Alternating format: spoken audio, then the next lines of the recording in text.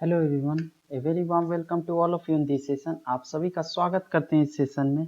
In this session I am going to share information regarding topic geometric. इस session में मैं आपको geometric के बारे में कुछ महत्वपूर्ण बातें बताऊंगा। So before starting the topic और session, if you have not subscribed my channel still now, please subscribe it now. And I request all of you to watch this video till the end. Okay? So actually this topic geometry comes under mathematics subject. Mathematics के अंदर आता है ये topic geometry, ठीक है। So without wasting any more time let's get started.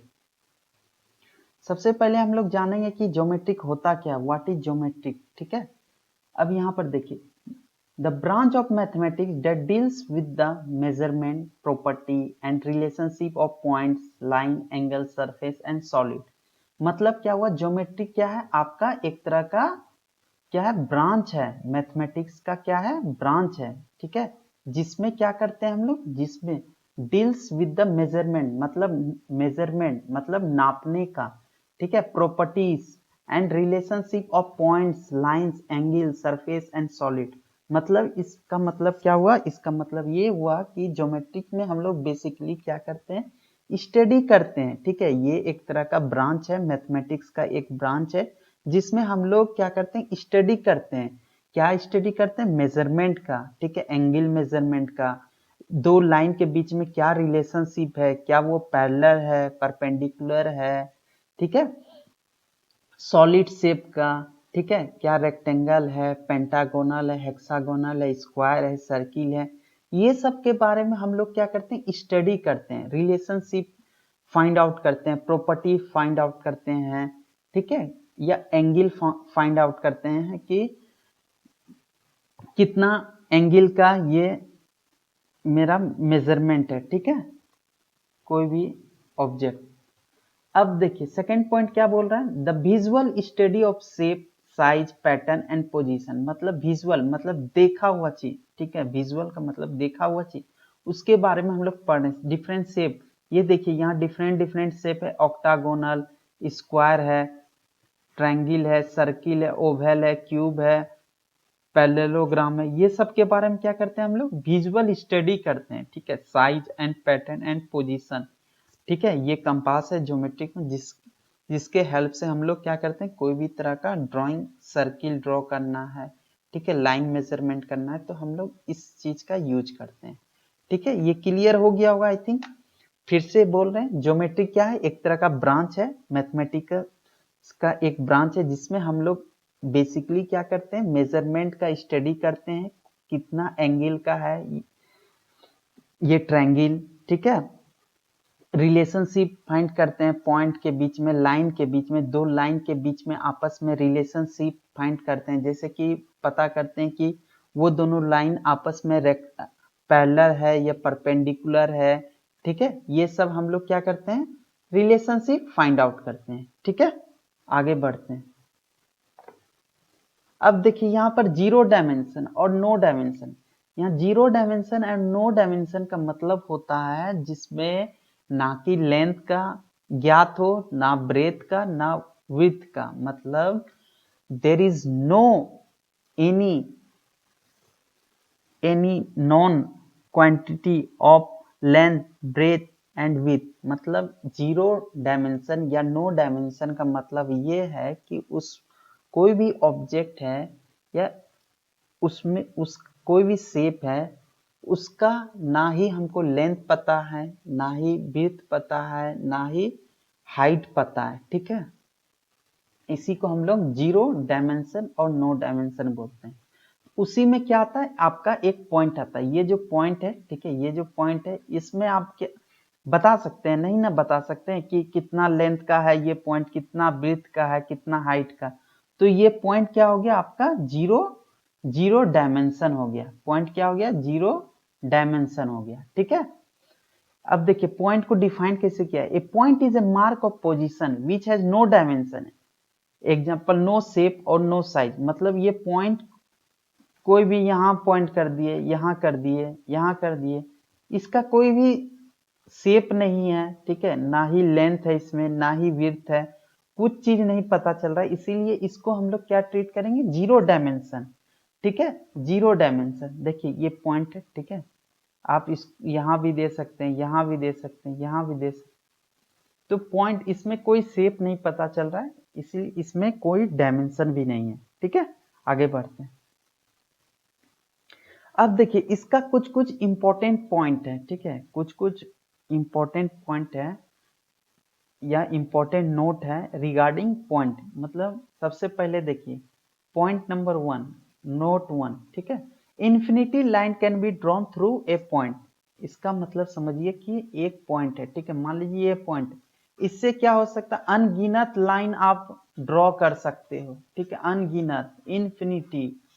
देखिए हम draw कर रहे हैं इन्फिनिटी, ठीक है, तो इससे क्या हो गया, आपका infinity line can be drawn through a point, मतलब एक पॉइंट को लेके आप इसमें क्या कर सकते हैं, इन्फिनिटी लाइन ड्रॉ कर सकते हैं, ठीक है, अनगिनत, ठीक है, काउंटलेस, ठीक है, ये पहला प्रॉपर्टी है, ठीक है, पॉइंट का पहला प्रॉपर्टीज है।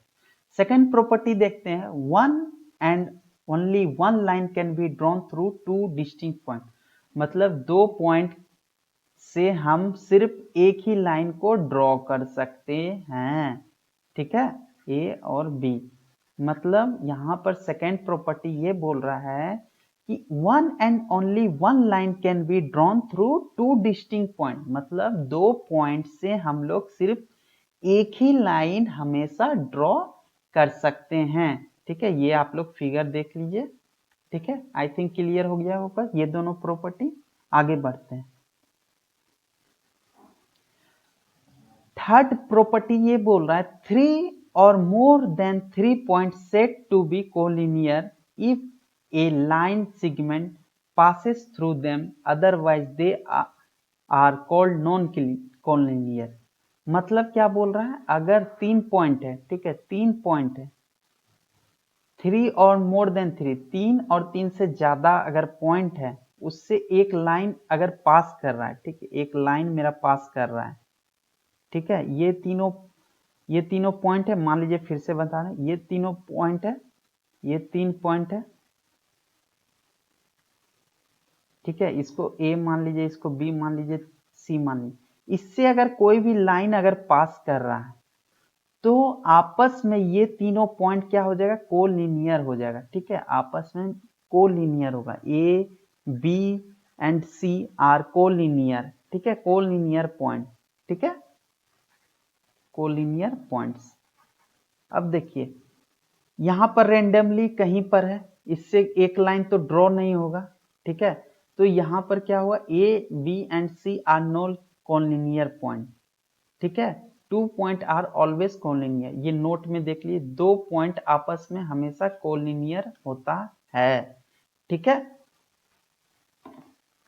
फिर से एक बात फिर से आपको समझा रहे हैं कि कॉलिनियर अगर एक 3 पॉइंट है, ठीक है, 3 पॉइंट से अगर कोई लाइन मेरा पास कर रहा है, ठीक है, तो वो तीनों पॉइंट आपस में क्या हो जाएगा, कोलिनियर हो जाएगा, ठीक है।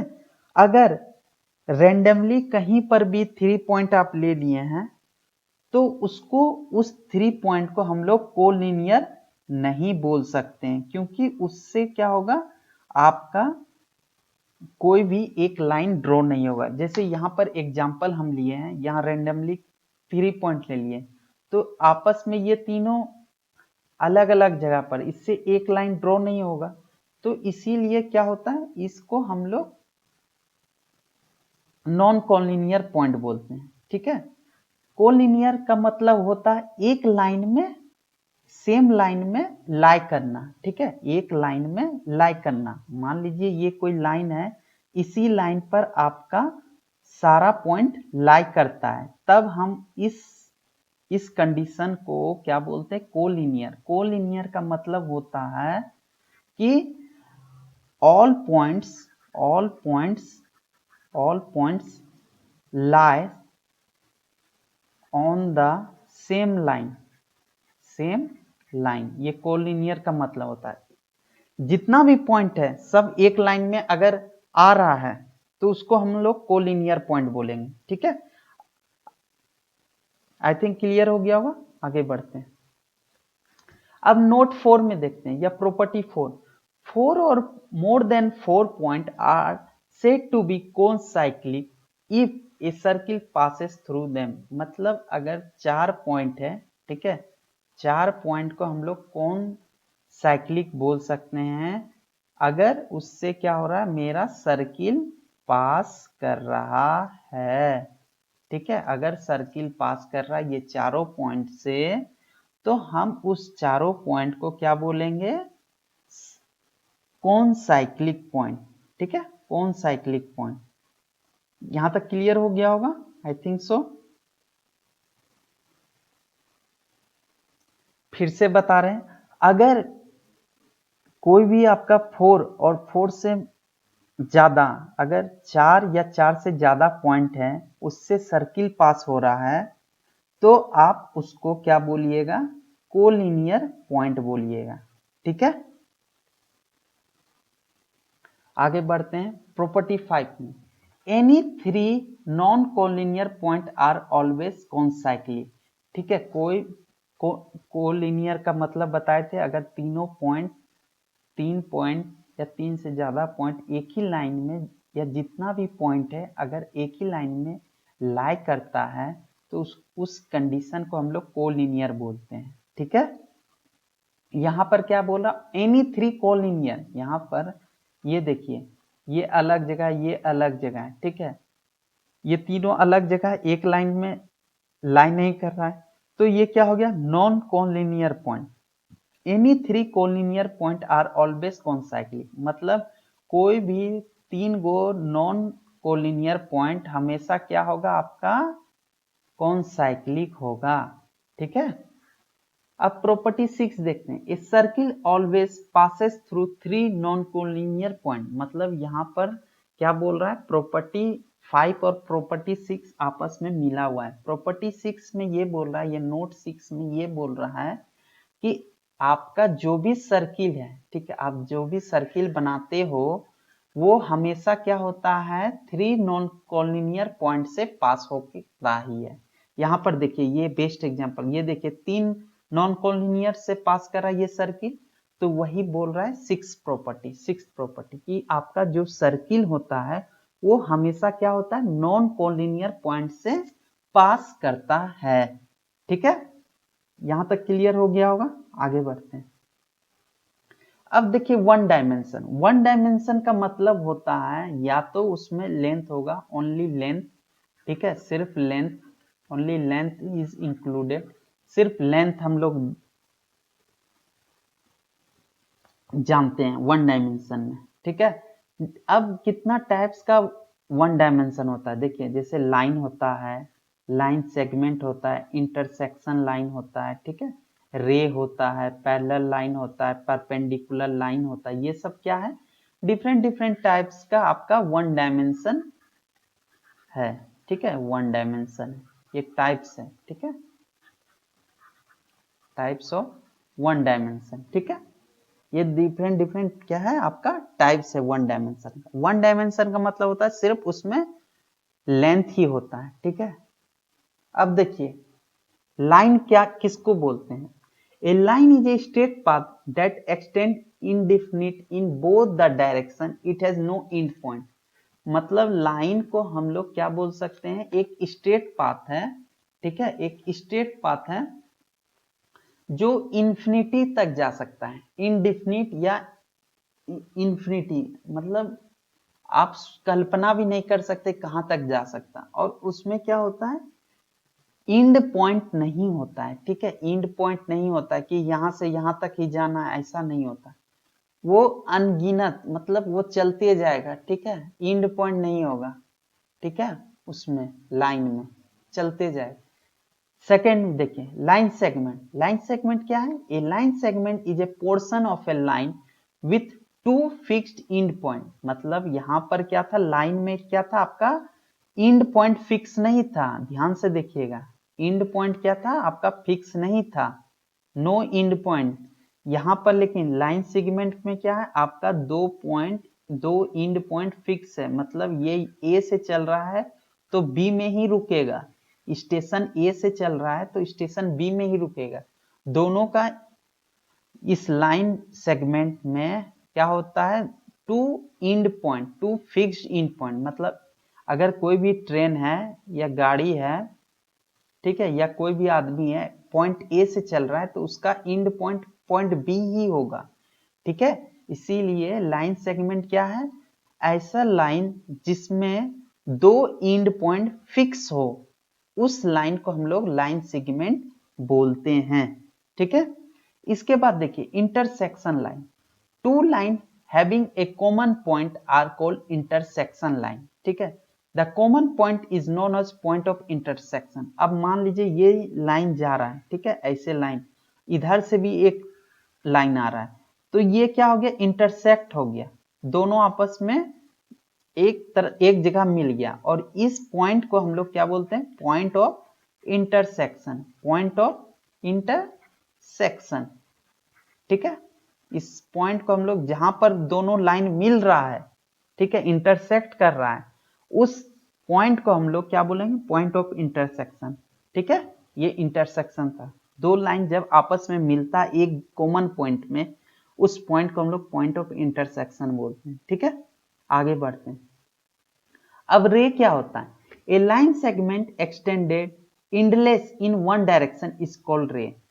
अब कोई भी एक लाइन है, ठीक है, कोई भी एक लाइन है, इंडलेस मतलब एक डायरेक्शन में क्या है, आपका चलते जा रहा है, चलते जा रहा है, चलते जा रहा है, कहीं रुक नहीं पाएगा। A line segment extended endlessly in one direction is called ray, मतलब एक ही डायरेक्शन में ये चलेगा, ठीक है, एक ही डायरेक्शन में चलेगा।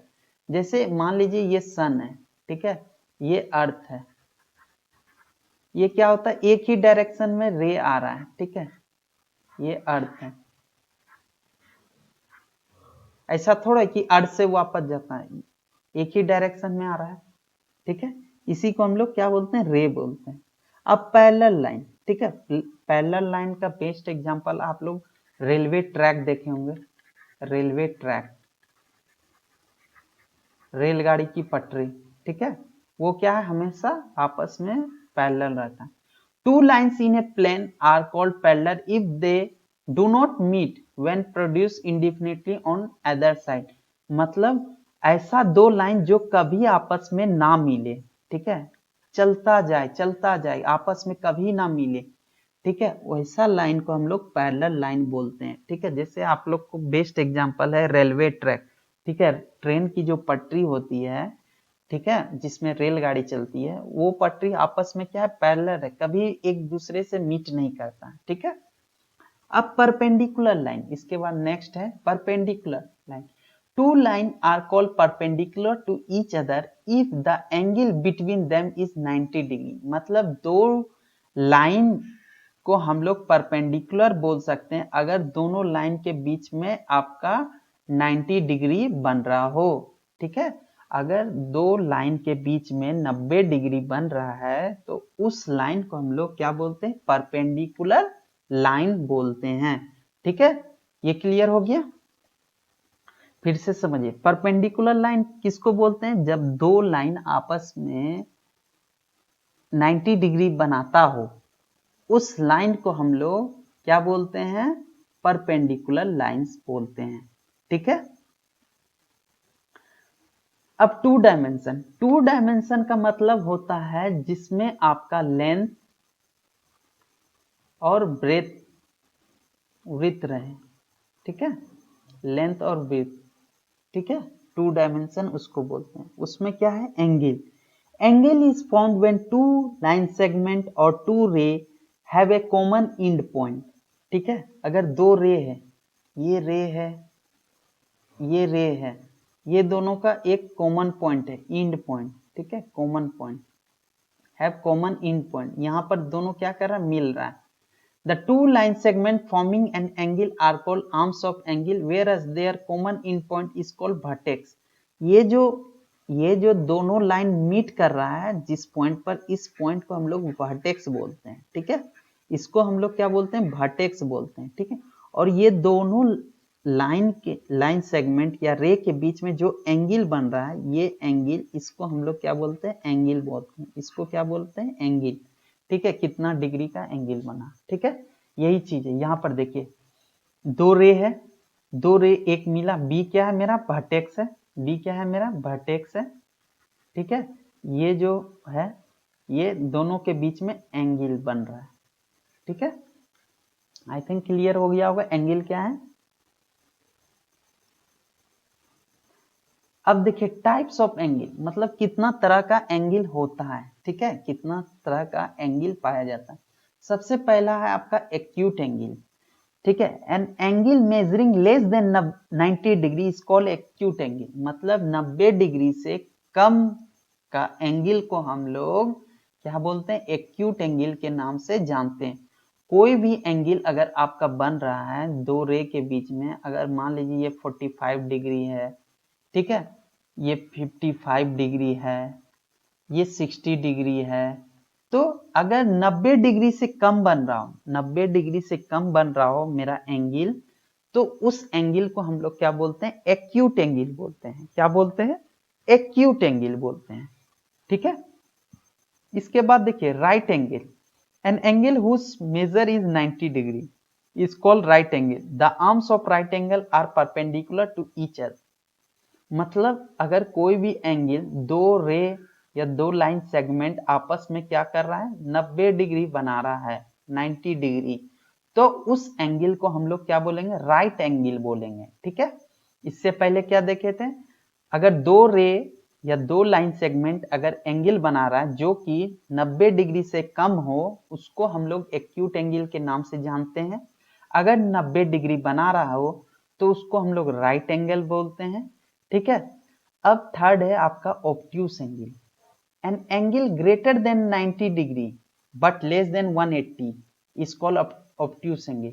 मतलब दो रे या दो लाइन सेगमेंट 90 डिग्री से ज्यादा एंगल बना रहा हो लेकिन 180 डिग्री से कम बना रहा है, तब उस केस में, उस कंडीशन में हम लोग जो एंगल फॉर्म हो रहा है उस एंगल को हम लोग क्या बोलेंगे? ऑब्ट्यूस एंगल के नाम से जानते हैं। ठीक है, यहाँ पर देखिए एग्जांपल, ये 90 डिग्री है, 90 डिग्री से ज्यादा एंगल बना रहा है लेकिन आपका 180 से कम है, 180 डिग्री से कम है, तो मेरा उस एंगल को क्या नाम देंगे? ऑब्ट्यूस एंगल के नाम से हम लोग जानेंगे। ठीक है, आई थिंक क्लियर हो गया होगा। आगे बढ़ते हैं। इसके बाद है आपका स्ट्रेट एंगल।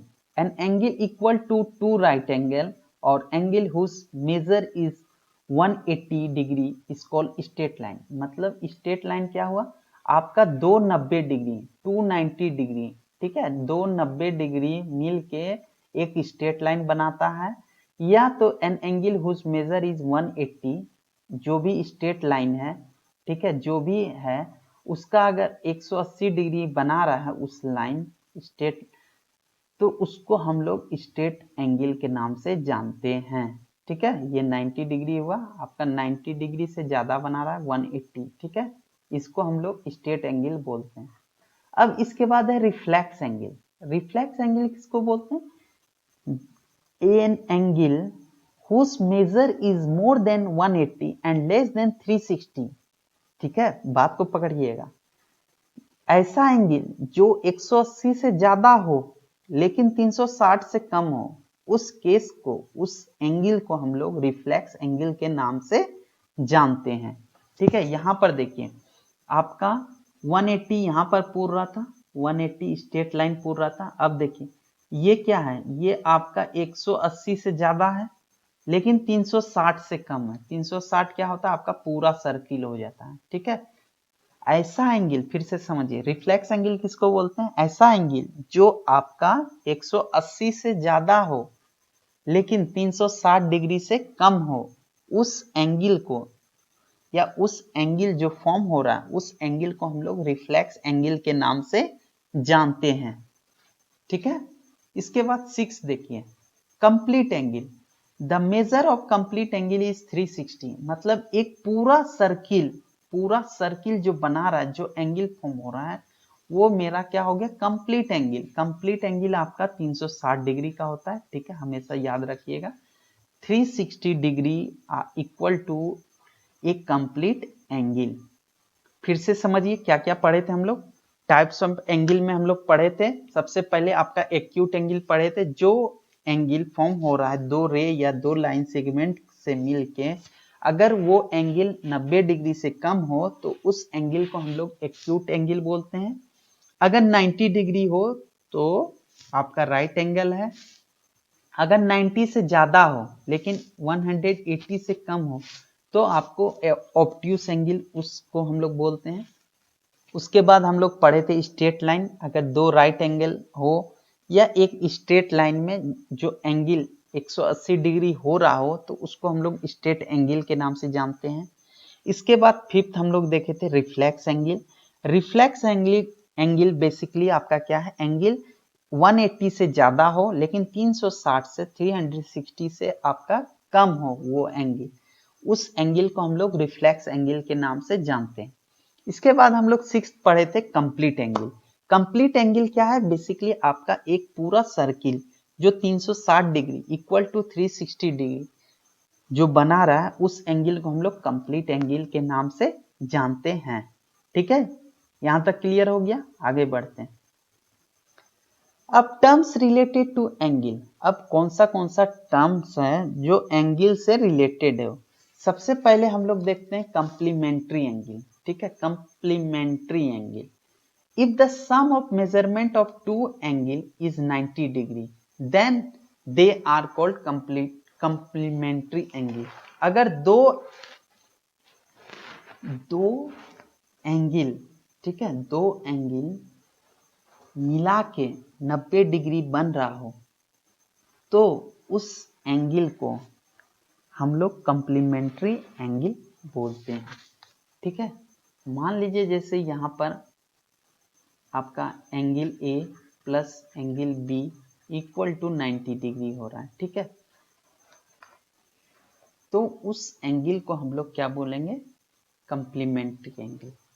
अब supplementary angle, if the sum of measurement of two angle is 180 degree, अगर दो एंगल को जोड़ने के बाद हम लोग को 180 डिग्री मिल रहा है तब उस केस में वो एंगल को हम लोग सप्लीमेंट्री एंगल बोलेंगे। फिर से समझिए, कंप्लीमेंट्री एंगल किसको बोलेंगे, जब दो एंगल को जोड़ने के बाद, सम करने के बाद, जोड़ने के बाद हमको क्या मिलेगा, इक्वल टू 90 डिग्री, मतलब 90 डिग्री के इक्विवेलेंट या इक्वल टू 90 डिग्री मिलता है तो उस दोनों एंगल को हम लोग कंप्लीमेंट्री एंगल के नाम से जानते हैं। और सेकंड में क्या बोल रहा था, सप्लीमेंट्री एंगल। सप्लीमेंट्री एंगल कब होता है, जब दो एंगल जुड़ के या आपस में ऐड होके अगर इक्विवेलेंट टू 180 डिग्री हो रहा है या 180 डिग्री हो रहा हो, उस केस में क्या होगा, आपका जो भी एंगल फॉर्म हो रहा है उसको हम लोग सप्लीमेंट्री एंगल के नाम से जानेंगे। ठीक है, ये था कंप्लीमेंट्री और सप्लीमेंट्री एंगल। ठीक है, आई थिंक आपको सेशन पसंद आया होगा और चीज़ों को समझ में आया होगा। आप लोग से रिक्वेस्ट है, जो भी वीडियो को देख रहे हैं पूरा वीडियो देखें, और अगर आपको अच्छा लगता है तो दिल से लाइक कीजिए, कमेंट कीजिए। ठीक है, till then bye all of you, take care.